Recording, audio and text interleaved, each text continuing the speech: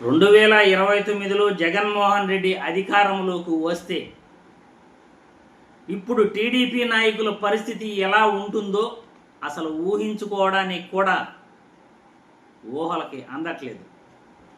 ఎందుకంటే ప్రస్తుతం జరుగుతున్న పరిణామాలు, ప్రస్తుతం పెడుతున్న కేసులు, ప్రస్తుతం వైసీపీ నేతలను వేధిస్తున్న తీరు, రెడ్ బుక్ పేరుతో వైసీపీ నేతలపై, వైసీపీ కార్యాలయాలపై, వైసీపీ పత్రికలపై, వైసీపీ మీడియాపై, వైసీపీ జర్నలిస్టులపై, వైసీపీ నాయకులపై, వైసీపీ మాజీ మంత్రులపై, మాజీ ఎమ్మెల్యేలపై ఏ విధంగా అయితే కేసులు పెడుతున్నారో వాళ్ళందరూ కూడా అధికారం వస్తే కాషాయ దుస్తులు ధరించి సైలెంట్గా ఉంటారు అని నారా లోకేష్ బాబు మరియు చంద్రబాబు నాయుడు గారు అనుకుంటున్నారు కాబోలు. కానీ జగన్ 2.0 పరిపాలన ఎలా ఉంటుందో ఊహ కూడా చంద్రబాబు నాయుడు, లోకేష్ బాబు బహుశా ఊహించి ఉండరు. ఎందుకంటే మీరు నేర్పిస్తారు, అన్నీ ప్రతి ఒక్కటి కూడా మీరు నేర్పిస్తారు, ఆచరణలో పెట్టి చూపిస్తారు జగన్మోహన్ రెడ్డి ఖచ్చితంగా. ఎందుకంటే జగన్మోహన్ రెడ్డి పరిపాలన గతంలో ఎలా ఉండేదో ప్రజలందరూ కూడా చూశారు. కులం లేదు, మతం లేదు, అది పార్టీ కూడా చూడొద్దండి, అర్హుడైన ప్రతి పేదవాడికి కూడా సంక్షేమ పథకాలు ఇవ్వండి, ప్రభుత్వం చేసే కార్యక్రమాలు, ప్రభుత్వం చేసే సంక్షేమాలు, ప్రభుత్వం చేసే అభివృద్ధి పార్టీలకు అతీతంగా ప్రజల్లోకి వెళ్ళాలి, అధికారంలోకి వచ్చేంత వరకే పార్టీ చూడాలి, అధికారంలోకి వచ్చిన తర్వాత అందరినీ సమానంగా చూడాలి అని జగన్మోహన్ రెడ్డి చేసి చూపించాడు, చాలాసార్లు కూడా చెప్పాడు.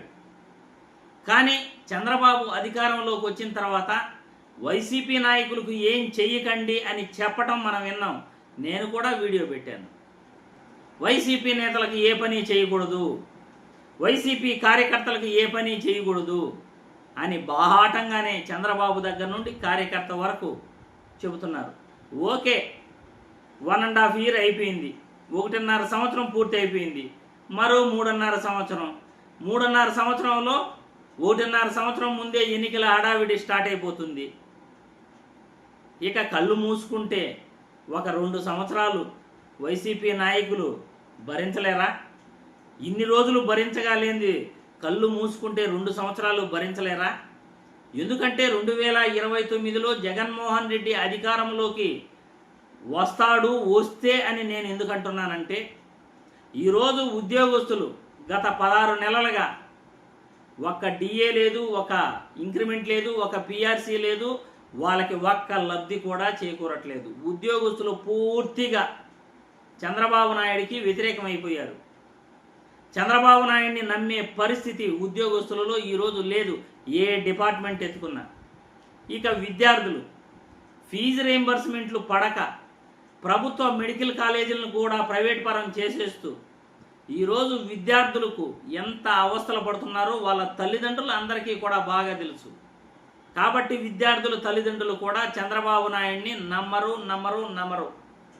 ఇకపోతే నిరుద్యోగులు, మేము అధికారంలోకి వస్తానే 20 లక్షల ఉద్యోగాలు ఇస్తాము అని నిరుద్యోగులకు ప్రామిస్ చేశారు. 20 లక్షల్లో ఈ 16 నెలలకి ఎన్ని ఉద్యోగాలు ఇవ్వాలి?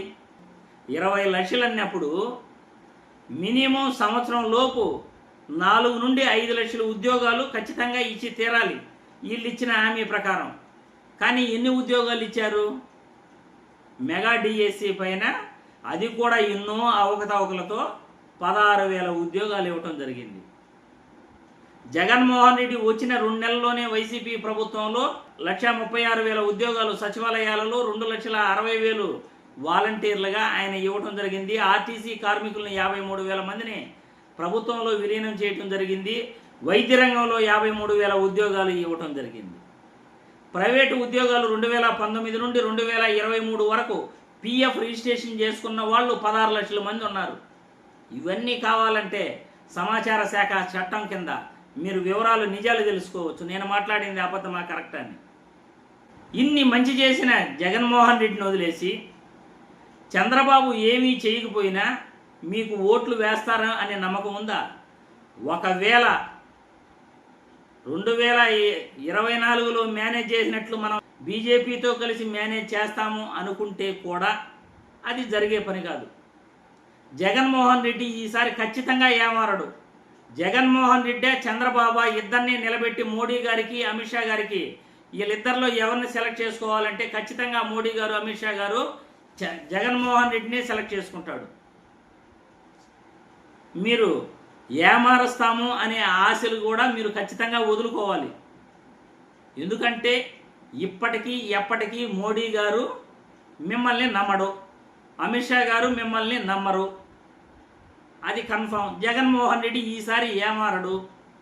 కాబట్టి ఈరోజు మీరు పెడుతున్న కేసులు, కక్ష సాధింపు చర్యలు, రెడ్ బుక్ రాజ్యాంగం పేరుతో ఏదైతే చేస్తున్నారో దానికి 100 రెట్లు ఎక్కువగా ఉండొచ్చు అని నేనైతే నా పర్సనల్ ఒపీనియన్.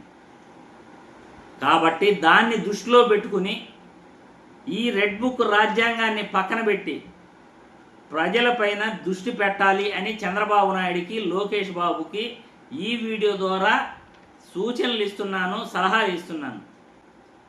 లేకపోతే భవిష్యత్తు ఎంత అంధకారంగా ఉంటుందో, జగన్మోహన్ రెడ్డి అధికారంలోకి వస్తే ఎంతమంది దేశాలు విడిచి పారిపోతారో ఊహ కూడా అందదు ఎవరికి. ఖచ్చితంగా జరగబోయేది ఇదే. కక్ష సాధింపు చర్యలు మంచిది కాదు. ఏ ప్రభుత్వం వచ్చినా ప్రజలపైన దృష్టి పెట్టాలి. ఈరోజు మీరు ఏదైతే విత్తనం నాటుతున్నారో అది రేపు మహావృక్షం అవుతుంది. 3 సంవత్సరాల తర్వాత ఆ మహావృక్షం కూకట వేలుతో సహా మిమ్మల్ని పిగిలించి వేస్తుంది. కాబట్టి కక్ష సాధింపు చర్యలు మంచిది కాదు. సాక్షి పత్రిక పైన, జర్నలిస్టుల పైన పెట్టే కేసులు ఉపసంహరించుకోండి. ఇటువంటి చర్యలు మంచిది కాదు. అభివృద్ధి పైన, ప్రజలపైన దృష్టి పెట్టండి అనే ఈ వీడియో ద్వారా తెలియజేస్తున్నాను.